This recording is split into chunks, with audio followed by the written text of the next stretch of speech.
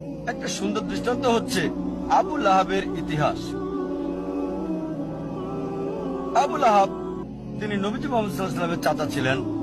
এই নামটা আসলে তাকে দেওয়া হয়েছে, যার মানে ধ্বংসের পিতা। আর সে ছিল নবীজির ঘোর শত্রুদের একজন। যখনই কাউকে দেখতো নবীজির সাথে কথা বলছে, সে অপেক্ষা করত। যখন নবীজি চলে যেতেন, লোকটির কাছে গিয়ে জিজ্ঞেস করত, নবীজি কি বলেছে? সে কি কালো বলেছে? এটা সাদা। সে কি দিন বলেছে? না, এটা রাত। সে নবীজির বিপরীত বলতো। নবীজির চিরশত্রুদের একজন ছিল সে। সে রাস্তায় চলতে চলতে অনেক সময় মিথ্যে কথা বলতো নবীজিকে ভুল প্রমাণ করার জন্য। আর পবিত্র কোরআনে একটা সূরাই আছে, সূরাটির নাম লাহাব, অধ্যায় 111, যা আমরা সবাই ভালোভাবে জানি। সালাত অনেকবার পড়া হয়, তাব্বাত ইয়াদা আবি লাহাবি ওয়া তাব ইত্যাদি। এই সূরাতে উল্লেখ আছে যে আবু লাহাব এবং তার স্ত্রীকে দোজখের আগুনে পোড়ানো হবে। তার মানে কখনোই মুসলিম হবে না, তারা কখনোই ইসলাম গ্রহণ করবে না।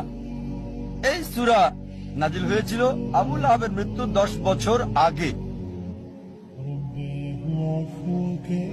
যখন এই সূরা নাজিল হলো, একটা কাজ আবু লাহাব করলে, ইসলাম গ্রহণ করলে কোরআন ভুল প্রমাণিত হয়ে যেত।